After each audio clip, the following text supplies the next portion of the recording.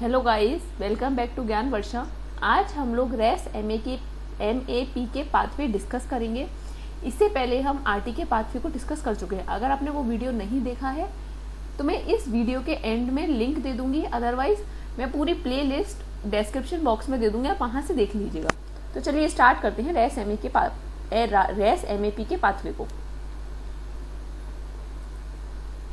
देखिए, race MAP के pathway को समझने के लिए हमें आरटी के पाथवे को समझ में आना चाहिए।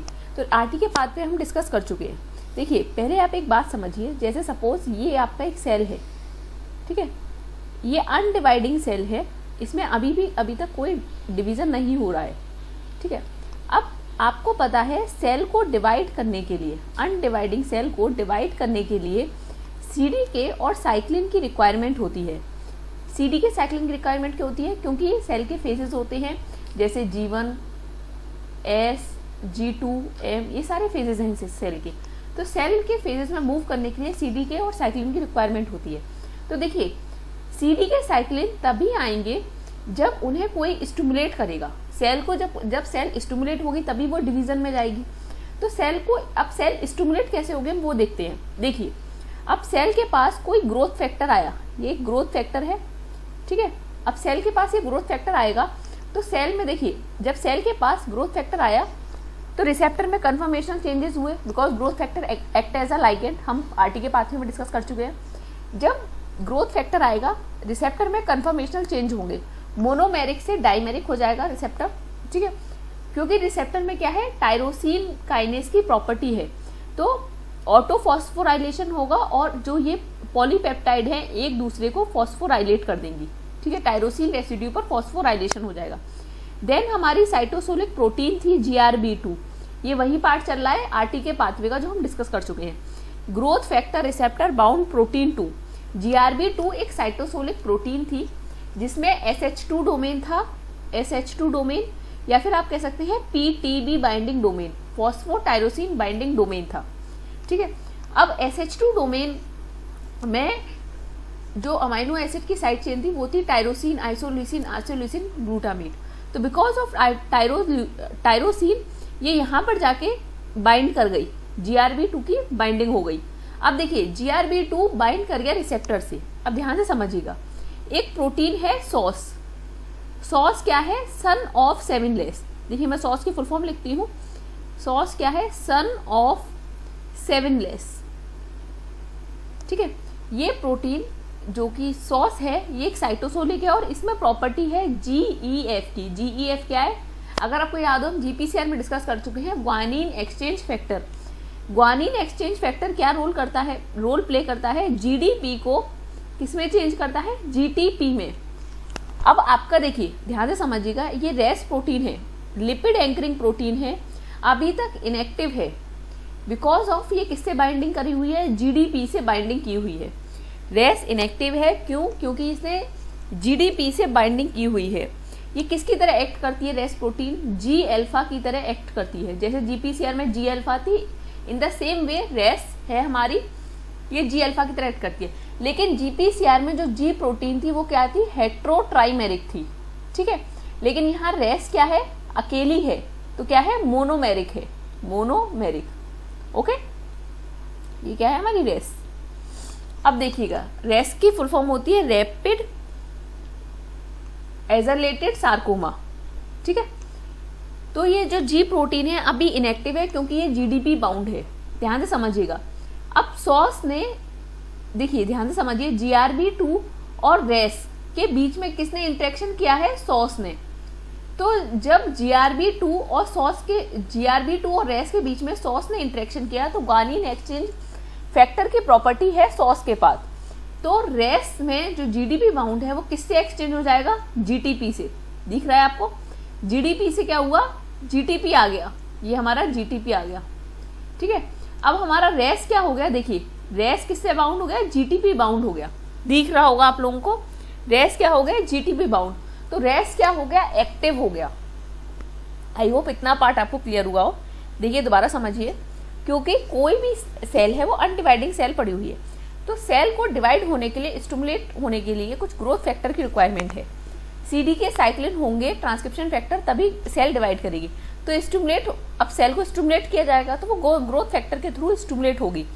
जैसे ही ग्रोथ फैक्टर आया, growth factor act as a ligand, वो रिसेप्टर से इंटरेक्ट करेगा। रिसेप्टर में कन्फर्मेशनल चेंजेस होंगे।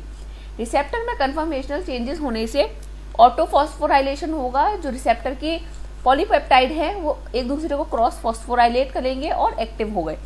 GRB2 एक साइटोसोलिक प्रोटीन है। उसमें साइटोसोलिक प्रोटीन से क्या हुआ कि वो जाके बाइंड कर गई रिसेप्टर से। अब GRB2 बाइंडिंग उसने अपने आप को कर लिया।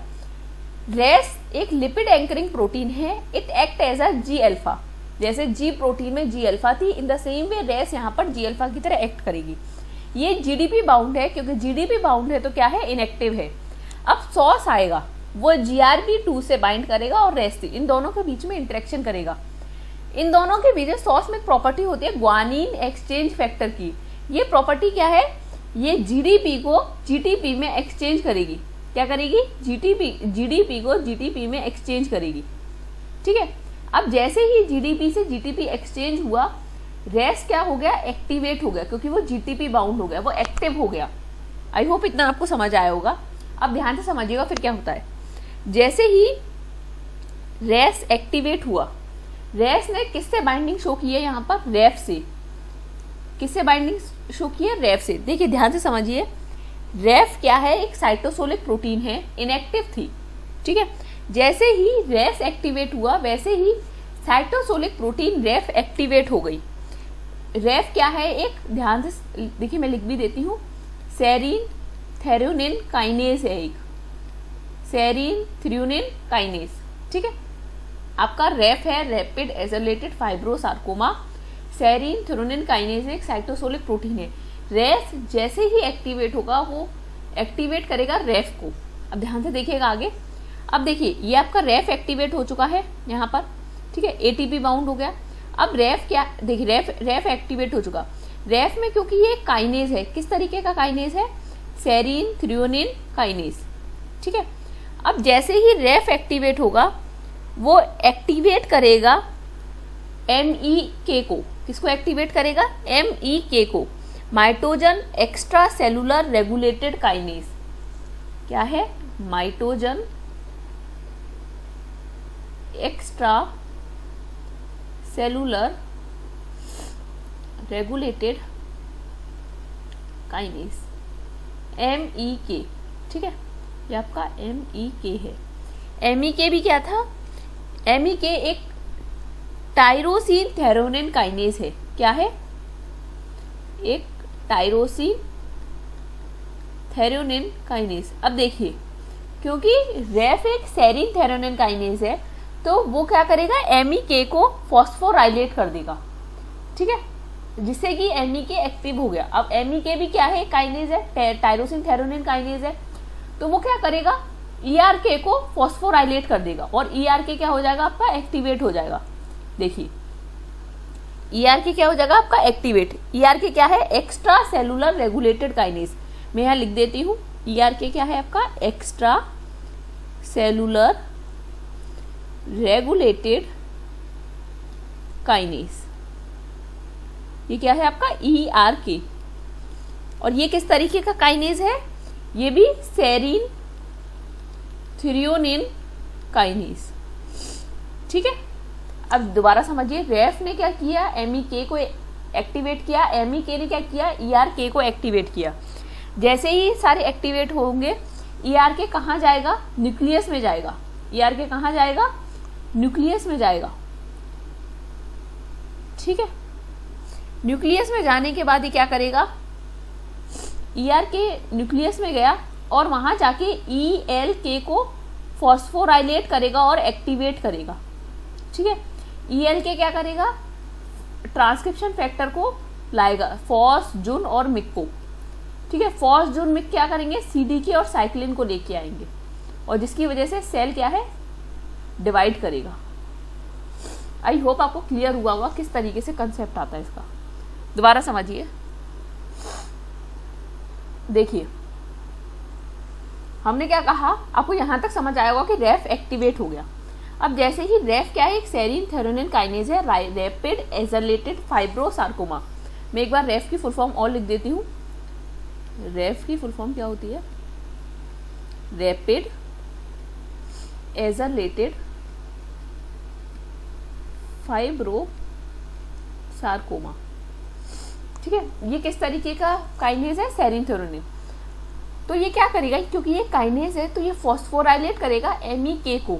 MEK क्या है? Mitogen extra cellular regulated kinase, वो भी एक काइनेज है। तो रेफ क्या करेगा? फॉस्फोराइलेट करेगा MEK को और MEK को एक्टिवेट करेगा। अब MEK क्या करेगा?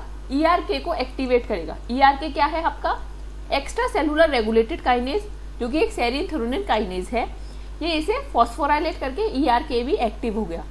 ठीक है, ERK जैसे ही एक्टिवेट हुआ वैसे ही क्या होगा, ERK न्यूक्लियस में जाएगा और ELK को फॉस्फोराइलेट करेगा। अब ELK क्या करेगा? ट्रांसक्रिप्शन फैक्टर्स देगा, फॉस्फोजोन मिक। भाई ट्रांसक्रिप्शन करेगा तो फॉस्फोजोन मिक आएंगे, जिसकी वजह से क्या आएगा? CDK साइक्लिन आएगा। और CDK साइक्लिन की रिक्वायरमेंट होती है सेल के डिवीजन के लिए। आई होप आपको ये पार्ट क्लियर हुआ होगा अच्छी तरीके से। देखिए, अब ये एक डायग्राम दे रखा है कि किस तरीके से टर्मिनेशन और एक्सचेंज होता है। देखिए, जब रेस GDP बाउंड था तो क्या था? इनएक्टिव था ऑब्वियसली। ठीक है, अब इनएक्टिव से एक्टिव कैसे हुआ? आपको याद हो, ग्वानिन एक्सचेंज फैक्टर किसमें है? सॉस में, सन ऑफ 7 लेस में ग्वानिन एक्सचेंज फैक्टर है। तो GDP से GTP एक्सचेंज हुआ और एक्टिव हो गया। ठीक है, अब समझिए, चलो एक्टिव तो हो गया, लेकिन हमें टर्मिनेट भी करना है। तो अगर आपको याद हो, GPCR में GTPase एक्शन G अल्फा में प्रेजेंट था। In the same way Ras में GTPase एक्शन प्रेजेंट होता है, लेकिन वहां पर गैप प्रोटीन की तरह कौन एक्ट कर रहा था? एडिनाइलिल साइक्लेज इफेक्टर मॉलिक्यूल वहां पर गैप प्रोटीन की तरह एक्ट कर रहा था। इन द सेम वे यहाँ पर गैप प्रोटीन की तरह कौन एक्ट करेगा? आपका रेफ, क्योंकि रेफ जो है इंटरेक्ट कर रहा है रेस से। ठीक है, तो रेफ किसकी तरह एक्ट करेगा? गैप की तरह। गैप क्या है? GTPase एक्टिवेटिंग प्रोटीन और GTPase एजलेटिंग प्रोटीन। ठीक है, गैप क्या करेगा? GTPase एक्शन को एक्टिवेट करेगा, जिसकी वजह से क्या होगा? जिसकी वजह से GTP जो है GDP में कन्वर्ट होगा। ठीक है, GDP GTP में कन्वर्ट होगा, मीन्स फिर से वही इनएक्टिव स्टेट आ जाएगी। आई होप आपको क्लियर हुआ होगा। GTPase क्या करता है? जो आपका GTP है उसे हटाता है और GDP को लाता है। ठीक है, जबकि ग्वानिन एक्सचेंज फैक्टर उल्टा काम करता है। ठीक है, तो टर्मिनेशन रेस में GTPase एक्शन प्रेजेंट है और गैप की तरह कौन एक्ट करता है? रेफ। ठीक है, चलिए, आई होप आपको ये पूरा रेस NAP के पाथवे क्लियर हुआ होगा। क्वेश्चन की तरफ चलते हैं। ये क्वेश्चन गेट 2020 में पूछा गया है। क्वेश्चन देखिए जरा। क्वेश्चन है, Ras protein is a, first option trimeric GTPase involve in relaying signal from cell surface to nucleus. क्या ये ट्राइमेरिक GTPase है? आप बताइए। रेस प्रोटीन अभी हमने देखा, अगर आपको पीछे याद हो, देखिए चलते हैं, हमने यहाँ पर क्या लिखा है? रेस क्या है? मोनोमेरिक, क्योंकि रेस किसकी तरह एक्ट कर रहा है? G अल्फा की तरह। ठीक है, तो ये ऑप्शन गलत हो गया ऑब्वियसली, ट्राइमेरिक GTPase नहीं है। क्या ये मोनोमेरिक GTPase है? ये भी एक ऑप्शन है। ये भी यहाँ पर भी ट्राइमेरिक GTPase लिख रहा है, तो ये ऑप्शन भी गलत हो गया।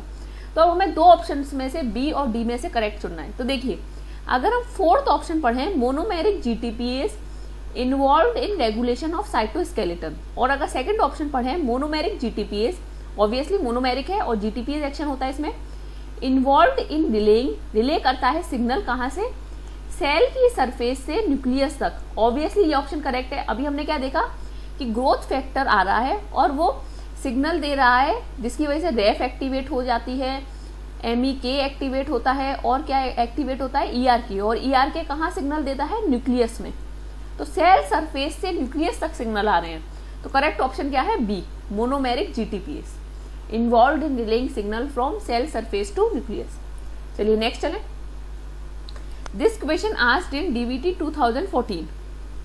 क्वेश्चन क्या है? Which one of the following is a component in the signaling pathway stimulated by receptor tyrosine kinase. Receptor में क्या है? Tyrosine kinase. ठीक है, तो कौन सा स्टिमुलेट होता है? तो एडिनाइलेट साइक्लेज नहीं, जेनस काइनेज बिल्कुल नहीं, ऑटोफॉस्फोराइलेटिंग रिसेप्टर बिल्कुल नहीं। रिसेप्टर टायरोसिन की प्रॉपर्टी किसमें होती है? रेस एक्टिवेटिंग प्रोटीन में। ऑब्वियसली जैसे ही ग्रोथ फैक्टर आया, कन्फर्मेशनल चेंज हुआ, डायमराइजेशन हुआ, ऑटोफॉस्फोराइलेशन हुआ, जिसकी वजह से पॉलीपेप्टाइड ने क्रॉस फॉस्फोराइलेट किया एक दूसरे के पॉलीपेप्टाइड चेन को, रिसेप्टर को, ठीक है। उसकी वजह से क्या हुआ, जो आपकी रेस प्रोटीन थी वो एक्टिवेट हुई। कैसे? GRB2 ने इंटरेक्शन शो किया, GRB2 बाइंड हुई, GRB2 और रेस से सॉस बाइंड हुआ और रेस एक्टिवेट हो गया, क्योंकि सॉस में कौन सी प्रॉपर्टी थी? ग्वानिन एक्सचेंज फैक्टर थी। तो करेक्ट ऑप्शन क्या है? ऑप्शन 4, ठीक है। आई होप आपको चीज़ें क्लियर हुई होंगी। ये जो मटेरियल है मैं ज्ञान वर्षा टेलीग्राम चैनल पर अपलोड कर दूंगी। अगर आपको कोई डाउट हो तो आप मुझे या तो मेल करके पूछ सकते हैं gyanvarshaquery@gmail.com पर, या फिर टेलीग्राम पर जो ग्रुप बना हुआ है वहाँ पर पूछ सकते हैं। अगर आपको ये वीडियो पसंद आई है तो आप इस वीडियो को लाइक कर सकते हैं और कमेंट कर सकते हैं। Thank you.